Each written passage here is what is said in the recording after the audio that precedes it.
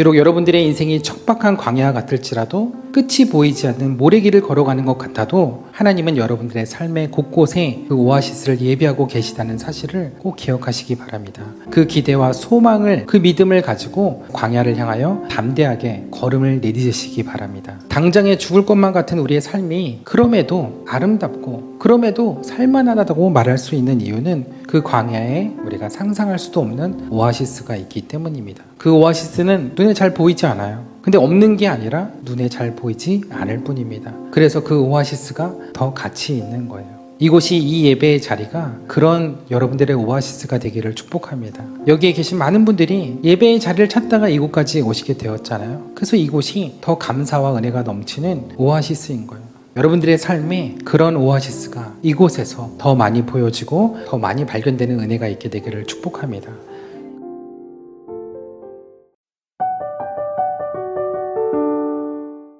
이제 삼복더위 중에 초복이 지난주 월요일이었죠. 이제 여름의 더위가 이제 절정을 향해서 이제 가고 있습니다.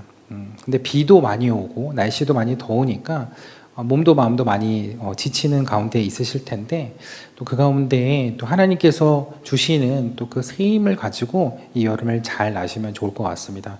특별히 비 피해로 참 어려움을 겪고 계신 분들이 많이 계신데, 또 그분들을 위해서도 기도해 주시고, 저희 교회에서도 혹시 도울 수 있다면 또 그 수해 지역에 또 도움을 주는 기회가 있으면 좋겠다라는 생각이 듭니다. 아직 끝난 게 아니라서 이제 또 태풍이 온다고 하는데, 앞으로 더 비 피해가 크지 않도록 기도해 주시면 좋을 것 같고, 그 비 피해 대상 중에 하나가 저희 교회거든요.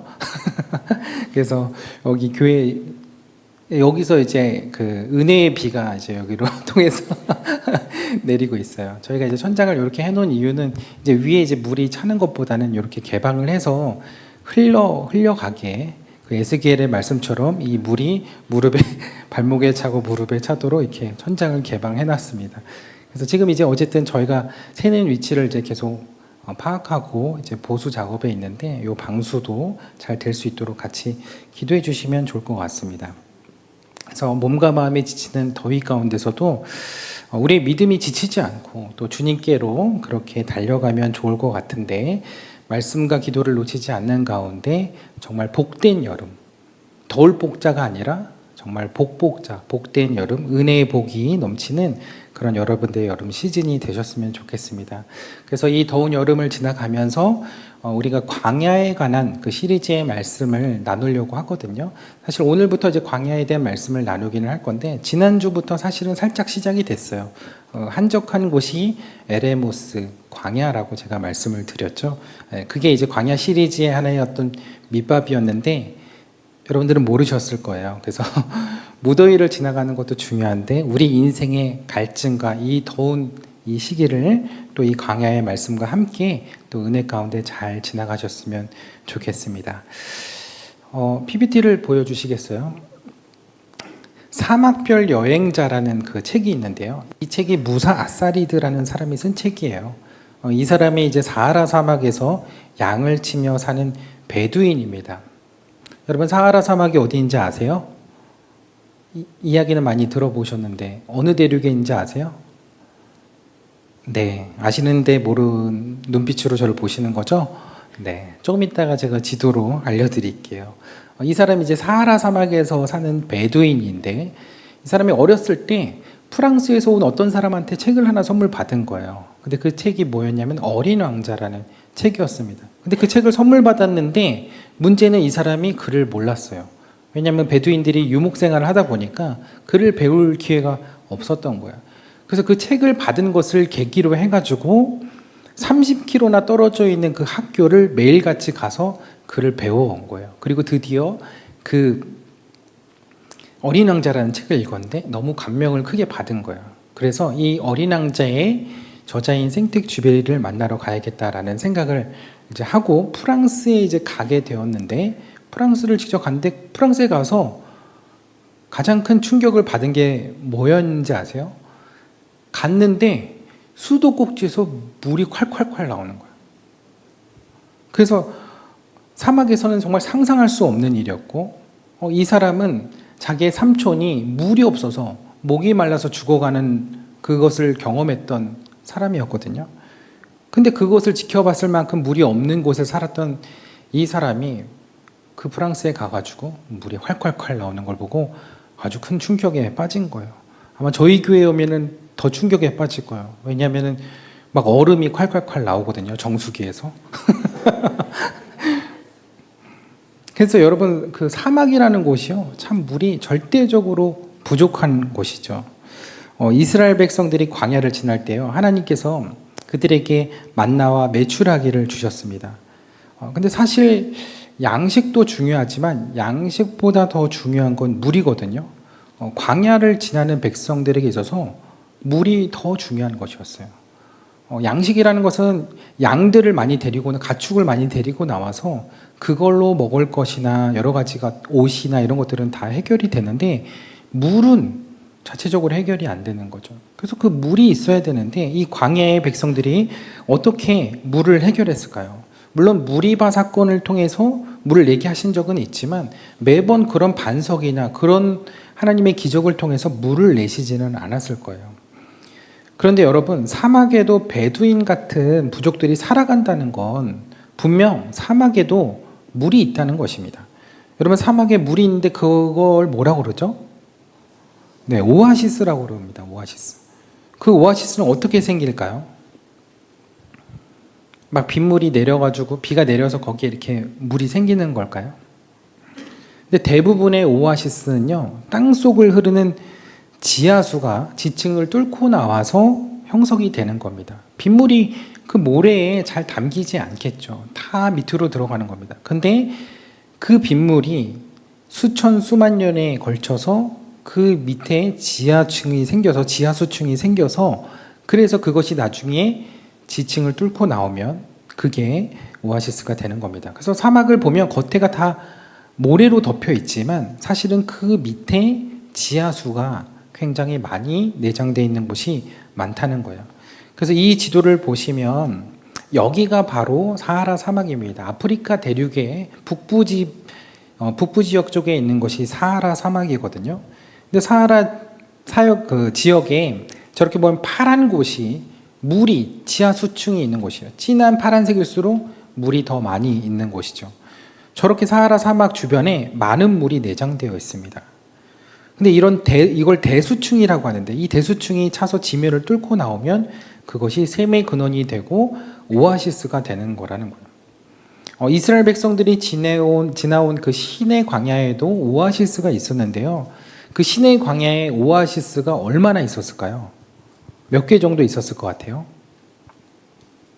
당시에 약 450여 개의 오아시스가 있었다고 합니다. 그래서 출애굽기와 민수기를 보면 이스라엘 백성들이 이렇게 광야를 지나면서 머물던 곳이 있는데 그곳이 다 오아시스라고 생각하시면 됩니다.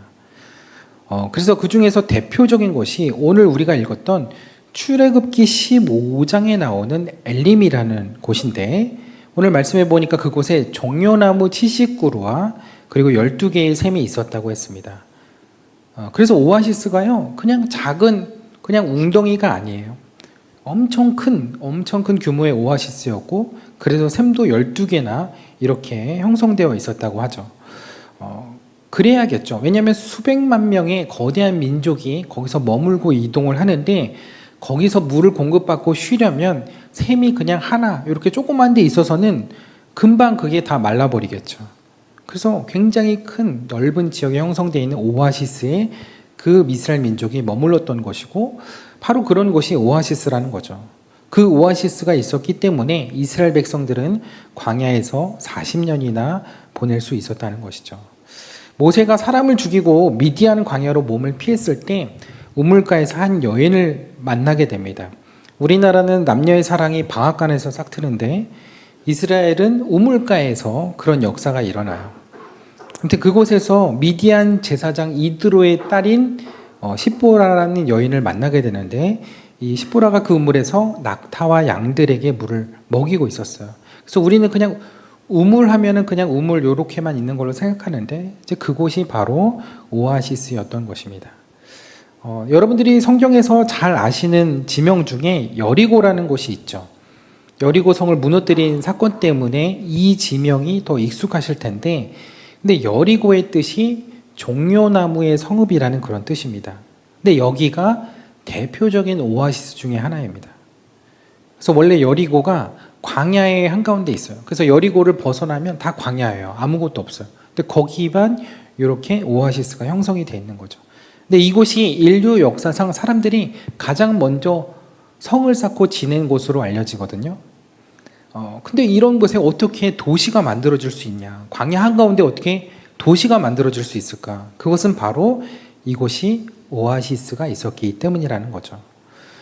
다윗이 왕으로 기름 부음을 받은 후에요, 사울을 피해서 광야로 숨어서 들어가 13년 동안이나 쫓겨났습니다. 그럼에도 그가 그 광야에서 오랜 세월을 버틸 수 있었던 것은 그곳에 오아시스가 있었기 때문입니다. 다윗이 숨어 지내던 곳이 엔게디라는 곳인데요, 엔게디가 새끼 염소의 우물이란 뜻입니다. 그래서 엔은 우물, 게디는 염소. 그래서 그 이름의 뜻에서 알 수 있는 것처럼 이 또한 이곳에 샘이 있었던 곳, 오아시스였다는 것을 알 수 있는 것이죠. 그래서 지금도 엔게디에 가보면 광야 한가운데서 저렇게 폭포가 시원하게 떨어지는 것을 볼 수 있습니다. 엔게디 근처에 있는 굴 속에 숨어 지내던 다윗이 그 폭포에 내려와서 물도 마시고 더위도 식히고 막 그랬을 거예요. 그래서 그런 불모지와 같은 광야와 사막을 살만한 곳으로 만들어주는 것, 그것이 바로 오아시스라는 거죠. 그런데 광야 같은 우리 인생에도요, 우리가 살아갈 수 있도록 하나님께서 우리에게 허락해 주신 오아시스가 있다는 것입니다. 저는 그 오아시스가 3가지가 있다고 생각하는데요, 오늘 그 오아시스를 여러분들에게 소개해 드리려고 합니다. 첫 번째 오아시스는 바로 예수님입니다. 예수님은 목마른 우리 인생의 오아시스예요. 요한복음 4장 14절에 보면 물을 길러 나온 여인을 향하여 예수님이 이렇게 말씀하세요. 내가 주는 물을 마시는 자는 영원히 목마르지 아니하리니 내가 주는 물은 그 속에서 영생하도록 솟아나는 샘물이 되리라. 또 예수님은 초막절에 예루살렘 한복판을 다니시면서 그 사람들이 그 많은 곳에서 그렇게 외쳐 말씀하셨습니다. 누구든지 목마르거든 내게로 와서 마시라. 그래서 예수님이야말로 우리 인생의 오아시스입니다. 세상의 우물에서 길어 올린 물은 마시고 또 마셔도 우리의 목마름을 시원하게 해줄 수 없지만, 오직 주님이 주시는 그 물을 마시는 자는 그 더 이상 목마르지 않고 영원히 목마르지 않은 그 참 만족과 시원함을 맛볼 수 있다는 거죠. 어제 그제 우리가 성경 통독을 어느 부분을 했을까요? 네, 전도서의 말씀을 성경 통독을 했는데요, 이 전도서의 말씀이 이렇게 시작을 해요. 다윗의 아들 예루살렘 왕 전도자의 말씀이라. 다윗의 아들이며 예루살렘의 왕이라면 누구를 얘기하는 걸까요? 솔로몬을 이야기하는 것입니다. 근데 그의 이야기가 시작부터 비상해요. 뭐라고 되어 있느냐? 전도자가 가로되 헛되고 헛되며 헛되고 헛되니 모든 것이 헛되도다. 이 2절 한 구절에만 헛되다는 말이 5번이나 나오고 있습니다. 전도서 전체에는 37번에 걸쳐서 이 헛되다는 말이 나오거든요. 근데 여러분, 솔로몬이 누구예요? 이스라엘이 최고의 번영을 누렸을 때의 왕입니다. 이스라엘의 가장 위대한 왕이라고 하면 다윗이지만 이스라엘이 가장 번영하고 번성기를 누렸을 때의 왕은 솔로몬이었습니다. 하나님이 그에게 전무후무한 지혜를 주셔서 최고의 명예와 부를 누렸거든요. 그래서 이스라엘 백성 중에 그 누구보다 높이 간 사람이고 그 누구보다 많은 것을 누린 사람이 바로 솔로몬이었습니다. 왕 중에서도 가장 많은 부귀영화를 누린 왕이었다는 거죠.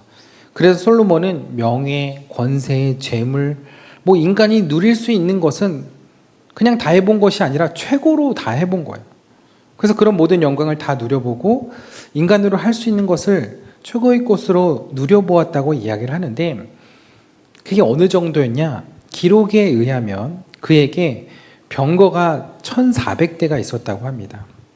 그리고 그를 호위하는 마병만, 그러니까 솔로몬을 호위하는 마병만 12,000명이나 되었다고 합니다. 이게 잘 와닿지, 지금 군대를 거느리고 사는 사람이 없기 때문에 잘 와닿지는 않으실 것 같은데, 이건 어떠신가요? 공식 후비가 700명, 비공식 후비가 300명, 1000명이나 되는 궁녀를 거느리고 살았다고 합니다. 얼굴이나 기억할 수 있을까 모르겠어요. 당시 집을 짓는 최고 목재가 백향목인데 이 백향목이 이스라엘에서 자라지 않거든요. 레바논에서만 자라는데 그 백향목은 무조건 다 수입을 해와야 합니다. 근데 그 백향목을 뽕나무처럼 길에 있는 그 감람나무처럼 흔하게 그냥 막 썼다고 해요. 그리고 은을 벽돌처럼 쌓아놓고 살았고 창고에 목재처럼 금을 쌓아놓고 살았다고 이야기를 합니다. 그래서 솔로몬이 성전을 지을 때 그 성전을 금으로 완전 도배를 했는데 그 성전에 들어간 금값만 10만 달란트.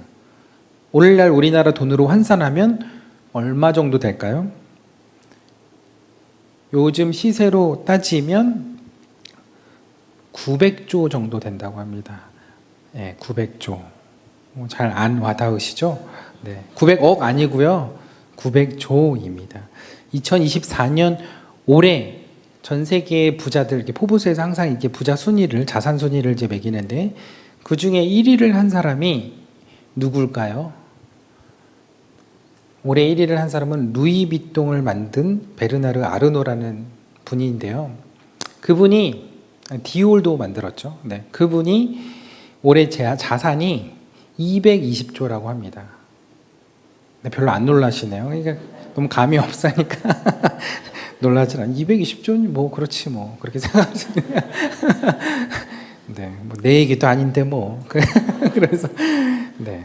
근데 성전에 들어간 금값이 900조였다는 거죠. 여러분, 그럼 우리나라 1년 예산이 얼마인지 아세요?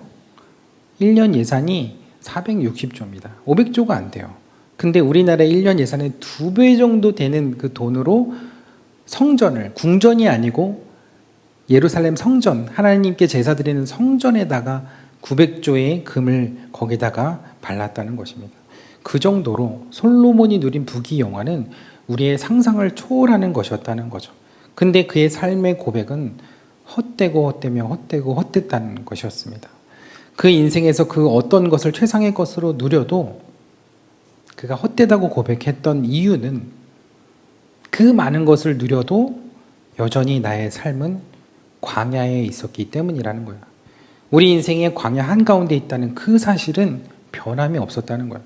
그래서 그곳에서 아무리 좋은 것을 누리고 가지고 있어도 그 광야에서 마실 물이 없다면 그 인생은 그 목마름과 갈증이 해결되지 않는다는 거예요. 디즈니 애니메이션 이집트 왕자에 보면 광야로 도망간 모세가 이드로의 집에 초청을 받아 십보라와 함께 춤을 추고 노래하는 장면이 나오거든요.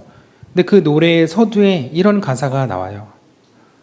사막에서는 많은 황금보다 작은 생수가 더 귀하고 저 잘 이 노래 몰라요. 제가 지어낸 거예요. 네. 길 잃은 양에게는 왕보다 목자가 더 필요하다네. 네. 사막을 지난 사람에게 필요한 건 황금이 아니라는 거죠. 광야에서는요. 그래서 황금을 팔아서라도 생수를 사야 합니다. 그래서 광야에서는 금보다 더 귀한 게 물이에요. 마찬가지로 우리 인생의 갈증을 해결하려면 다른 것이 필요한 게 아니에요. 우리의 갈증, 우리 인생의 갈증을 해결해 주는 예수님이 주시는 그 생수가 필요한 거예요. 그 생수를 마셔야 우리가 다시는 목마르지 않게 되기 때문입니다. 다른 것으로는 그 갈증이 해소되지가 않는 거예요. 여러분, 이렇게 더운 여름에 시원한 아이스 커피가 생각날 때가 많죠. 근데 그걸 마시면 당장에는 일시적으로 갈증이 해소됩니다. 여름에는 역시 아이스 커피. 여름이니까 아이스 커피. 이건 진짜 있는 노래예요. 네. 근데 이 아이스 커피를 마시고 나면요, 당장에는 이렇게 갈증이 해소된 것 같은데 잠시 후에 더 갈증이 찾아옵니다. 왜 그럴까요? 커피가 이뇨작용을 하기 때문에 그렇죠. 몸에서 물이 빠져나가게 하는 작용을 하기 때문에 그래요. 왜 물이 우리 몸에서 배출될까요? 커피를 마시면 커피에 카페인이 들어있기 때문에 그래요. 여러분, 갈증 날 때 시원한 탄산음료 마시면 얼마나 기분이 좋아요? 그 청량감과 함께 그 갈증이 한순간에 날아가는 것 같은 기분이 듭니다. 그러나 잠시 후에 더 많은 갈증을 느끼게 되죠. 왜 그럴까요? 탄산음료에도 카페인이 들어있기 때문에 그래요. 그래서 탄산음료를 많이 마시면 탈수 증상이 나타나는 거예요. 그러니까 이런 카페인 음료를 마시게 되면 수분이 우리 안에 머물러 있는 게 아니라 다 빠져나가게 하는 거죠. 그래서 탄산은 많이 마시면 많이 마실수록 더 많은 갈증을 느끼게 됩니다. 근데 우리 인생도요, 생수가 대신 주님이 아닌 것으로 채우면 인생에 더 많은 갈증을 느끼게 된다는 거죠. 다른 것으로 채우면 채우려 할수록 인생의 더 깊은 허무함과 공허함 속에 더 많은 갈증을 경험하게 되는 것입니다. 우리와는 비교할 수 없을 만큼 세상에 많은 것들로, 좋은 것들로 채워봤던 그 솔로몬이 그렇게도 헛되다고 얘기했던 이유, 그 인생이 그렇게 갈급하고 목마르다고 고백할 수밖에 없었던 이유, 그것은 주님이 아닌 다른 것으로 채우려 하면 할수록 느낄 수밖에 없는 우리 인생의 갈증을 얘기하고 있는 것이죠. 그래서 우리는 우리 인생의 오아시스가 되신 예수님을 만나야 할 줄 믿습니다. 그래야 우리 인생이 더 이상 목마르지 않게 되기 때문이에요. 그 예수님을 통해 여러분들의 인생의 모든 갈증이 영원히 사라지게 되기를 축복합니다. 하나님께서 우리에게 주신 두 번째 오아시스는요, 바로 주일입니다. 주일은 시간의 오아시스라고 할 수 있어요. 우리는 주일에 교회에 와서 예수님을 통해 말씀의 생수, 은혜의 생수, 성령의 생수를 마시고 새 힘을 얻게 됩니다. 그리고 광야와 같은 세상으로 다시 돌아가 한 주를 또 힘차게 힘을 얻고 살아갈 수 있는 것이죠. 근데 하나님은 우리에게 주일이라는 오아시스를 주신 이유가 있어요. 그것은 들렸다 가라는 거예요. 근데 들렸다 가지 않고 그 쉼이 없이 주님이 주시는 물과 은혜를 공급받지 않고 계속 달려가면 어떻게 될까요? 오래 가지 못하고 지쳐 쓰러질 거예요. 그래서 광야에서 살아남기 위해 지켜야 할 수칙이 있는데 그것은 오아시스를 만날 때 반드시 들렸다 가야 한다는 거예요. 지금 괜찮다고 그냥 지나치면 얼마 가지 못해서 탈수하고 쓰러질 수밖에 없기 때문에 그래요. 그럼 다시 일어나기가 힘들어요. 그 다음 오아시스까지 갈 수가 없는 거예요. 그래서 지금 괜찮아도 오아시스에 들려서 늘 충분히 물을 마시고 늘 충분히 물을 채우고 가야 그 빨리 광야를 벗어날 수 있다는 것입니다. 여러분, 사막에도 길이 있습니다. 사막에 길이 없는 것 같지만 길이 있어요. 그 사막의 지도를 보면 거미줄처럼 길들이 막 연결되어 있는데 잘 보면 그 길이 그렇게 빠르거나 그렇게 좋은 길이 아니에요. 근데 왜 이렇게 길이 나 있나? 자세히 들여다보면 그 사막의 길이 오아시스와 오아시스를 연결하는 길이기 때문에 그래요. 그래서 광야를 지나는 사람들의 최종 목적지는 다르다고 하더라도 다음 목적지는 같은데 그게 바로 다음 오아시스를 향해 간다는 거예요. 그래서 어디를 가든 그 오아시스를 찍고 그 오아시스를 거쳐서 들렸다 가야 사막을 무사히 빠져나올 수 있는 거예요. 그래서 출애굽한 이스라엘 백성들도 하나님께서 광야를 지날 때 오아시스를 들려서 가게, 오아시스에서 충분히 쉬게 하셨던 거예요. 그래서 광야에서는 오아시스를 더 많이 들리는 사람이, 그리고 오아시스에 더 오래 머무는 사람이 더 빨리, 더 안전하게, 더 건강하게 광야를 통과할 수 있는 거라는 거예요. 그래서 여러분, 우리 인생이 광야 같은 길이라는 것을 잊으시면 안 됩니다. 그냥 우리가 무조건 달려가면 되지, 목적을 향해서, 목표를 향해서 빨리 가면 되지 라고 생각하다가는 우리가 중간에 탈진하고 탈수할 수 있다는 거죠. 그래서 그저 광야를 건너는 일에만 몰두하다가 오아시스를 그냥 지나쳐버리는 경우가 있다는 거예요. 근데 하나님은 주일이라는 오아시스를 그렇게 주신 게 아니거든요. 고속도로 휴게소처럼 들려도 되고 안 들려도 되고, 소떡소떡이 땡기면 가고 안 땡기면 안 가고, 그런 곳으로 오아시스를 주신 게 아니라는 거예요. 하나님은 주일이나 오아시스를 우리에게 주신 이유는 시간 되면 들려라가 아니라 꼭 들려라 라는 거예요. 그러므로 주일의 오아시스를 꼭 들리시는 여러분들 되시기를 축복합니다. 주일의 오아시스를 지나치지 마시고 꼭 생수를 거기서 받아 마시고 그 힘으로 광야 같은 한 주의 삶을 또 힘차게 걸어가실 수 있는 여러분들 되시기를 축복합니다. 마지막 세 번째로 하나님께서 우리에게 주신 오아시스는요, 바로 교회입니다. 이스라엘 세겜에 가면 예수님과 사마리아 여인이 만났던 야곱의 우물이 있습니다. 그 사마리아 여인이 얘기하죠. 우리 조상 야곱이 팠던 우물이다라고 이야기를 하죠. 그래서 거기가 야곱의 우물로 불려지고 있는데 그 우물에서 지금도 생수가 솟아나고 있어요. 근데 그 야곱의 우물이 있는 그곳에다가 야곱의 우물 기념교회를 세웠거든요. 근데 그 우물이 교회 밖에 있게 지은 게 아니라 그 우물을 품고 건물 안에 우물이 들어오도록 그 교회를 지었습니다. 그래서 야곱의 우물에서 생수를 마시려면 교회 안으로 들어가야 돼요. 그러니까 저기 보이시는 게 이제 야곱의 우물인데 저 물을 마시려면 교회 안으로 들어가야 돼요. 우리나라도 영락교회나 그 세문안교회 같이 역사가 아주 오래된 교회들은 교회 마당에 옛날에 우물이 있던 시절이 있었거든요. 그래서 그 우물에서 교인들이 물도 길어 마시고 또 교인이 아니더라도 그냥 동네 사람 누구나 그 우물에 와서 물을 길어 갔다고 합니다. 근데 저는 교회가 그런 곳이라고 생각을 해요.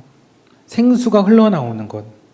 그냥 생수가 흘러나오는 곳이 아니라 누구나 와서 그 생수를 함께 나누어 마실 수 있는 곳.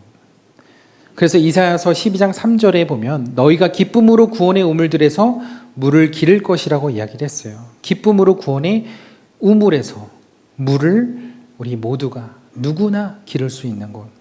그 물을 나만 길어 마시는 것이 아니라 함께 나누어 마시는 곳. 저는 그곳이 교회라고 생각을 합니다. 어제 저희 교회에서 새가족 애찬식이 있었는데요. 오랜만에 하게 된 애찬식 속에 한 분 한 분의 또 한 가정의 이야기를 들으면서 저는 참 감사하다는 생각이 들었어요.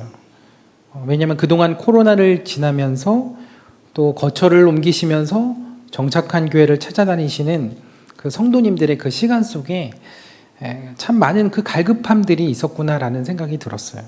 근데 참 다행이고 감사한 것은 우리 영종만나교회를 통해 이분들이 교회 안으로 들어와 주님이 주시는 그 생수를 다시 마시게 되었다는 것이고 더 기쁜 것은 그 생수를 함께 나누어 마실 지체들을 만나게 하셨다는 것이죠.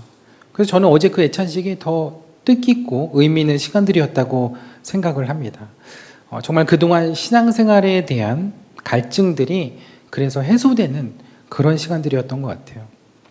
저는 여러분들 중에 아직도 교회 밖에서 긴 바가지를 이용해서 물을 떠드시는 분이 있다면 교회 안으로 들어오셔서 함께 물을 마시는 그 은혜가 있게 되기를 축복합니다. 우물은 교회 안에 있습니다. 교회 밖에서도 물을 마실 수 있지만 그 바가지는 빌려온 바가지예요. 남의 바가지예요.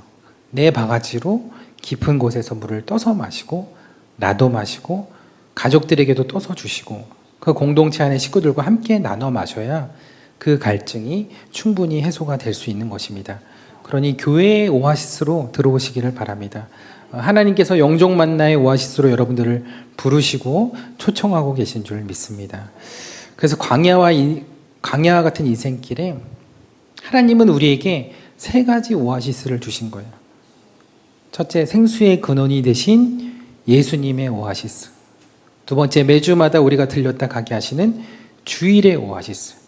그리고 물을 함께 나누어 마실 수 있는 교회라는 이 오아시스를 우리에게 주셨습니다.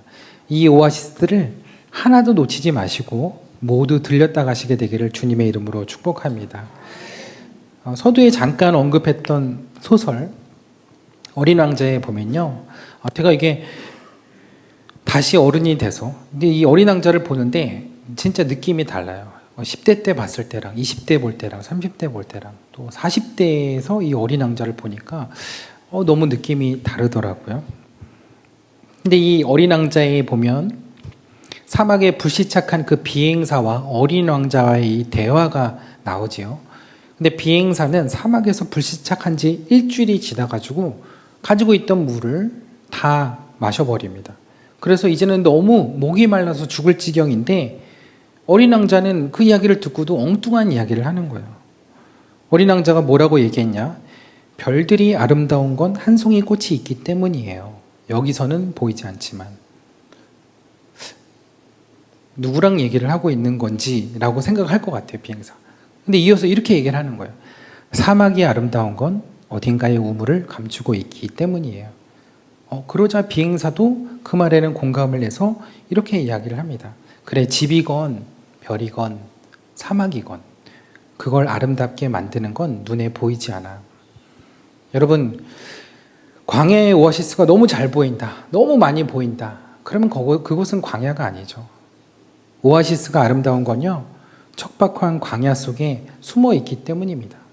간절함 속에 발견되기 때문에 오아시스에서 감사와 감격과 기쁨이 있는 거예요. 여러분, 어디서나 들을 수 있는 하나님의 말씀이라고 한다면 그 말씀이 우리에게 귀하게 느껴지지 않을 수 있죠. 어디서나 드릴 수 있는 예배라고 한다면 그 예배에 대한 감사와 감격이 없을 수 있겠죠. 간절함 속에 발견되기 때문에 그 오아시스에서 감사와 감격과 기쁨이 있는 거예요.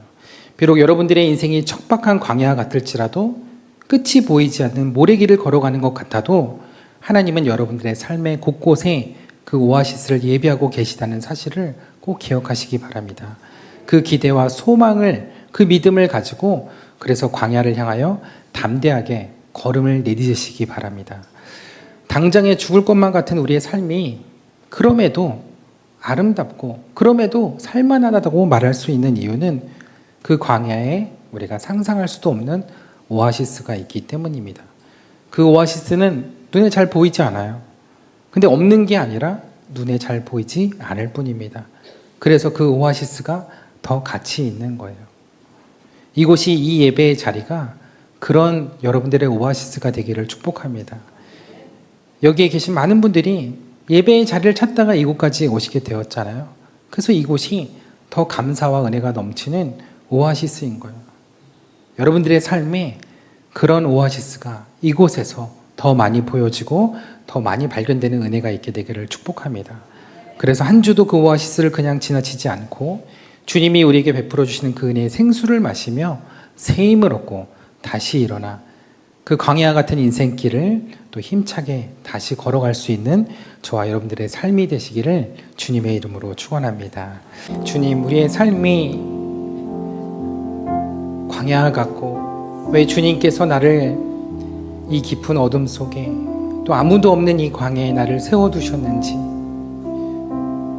정말 내 목마름을 해결할 수 없고 내 갈급함을 해결할 수 없는 이 광야 위에서 주님만을 외치게 하시고 주님만을 바라보게 하신 그 이유가 무엇인지 주님께 때로는 따지고 원망하며 묻고 싶을 때가 있습니다. 그러나 주님, 우리가 광야에 서 있음이 은혜임을 우리가 고백합니다. 그곳에서 다른 것이 아니라 주님을 바라보며 주님이 우리에게 공급하시는 그 오아시스와 그 생수를 경험할 수 있는 그곳, 그 광야에 서 있음이 우리에게 은혜고 복임을 우리가 고백합니다.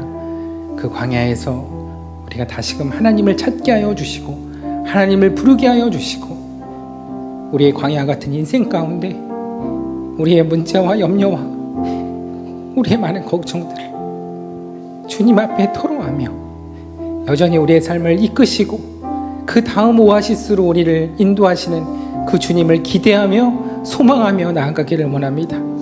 주님, 우리를 다시금 일으켜 세워주시고 우리가 다시 주님이 공급하시는 그 은혜의 샘물로 나아갈 수 있도록 우리의 삶을 붙들어 주시고 우리의 가정을 붙들어 주시고 우리의 자녀를 붙들어 주옵소서. 우리의 삶을 주님이 인도하시는 그 은혜의 샘이 있는 곳까지 끝까지 걸어갈 수 있도록 우리에게 용기를 더하여 주시고 믿음을 더하여 주시고 우리의 영육 간의 강건함을 더하여 주옵소서. 우리의 마음이 지쳐 있을 때에도 우리의 몸이 지쳐 있을 때에도 주님께서 나니 일어나라, 내가 주는 물과 떡을 먹고 다시 일어나라, 내가 너와 함께 할 것이다, 내가 너를 일으켜 주리라 하신 그 주님의 음성을 듣고 우리가 다시 그 광야 같은 그 길을, 사막과도 같은 그 길을 다시금 천천히 그 샘을 향하여, 그 오아시스를 향하여 걸어갈 수 있도록 주님 함께하여 주옵소서. 주님께서 그렇게 함께 하심을 믿으며 걸어가겠습니다. 주님, 다시금 우리가 주님을 바라보며 믿음의 발걸음을 내딛기를 원합니다. 우리가 그 마음을 가지고, 그 믿음을 가지고 주님 앞에 주여 한번 부르짖고 기도하겠습니다. 주여!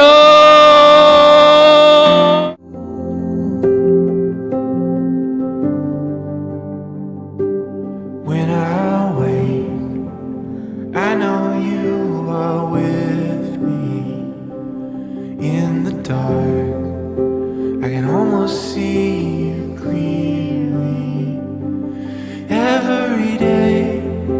계신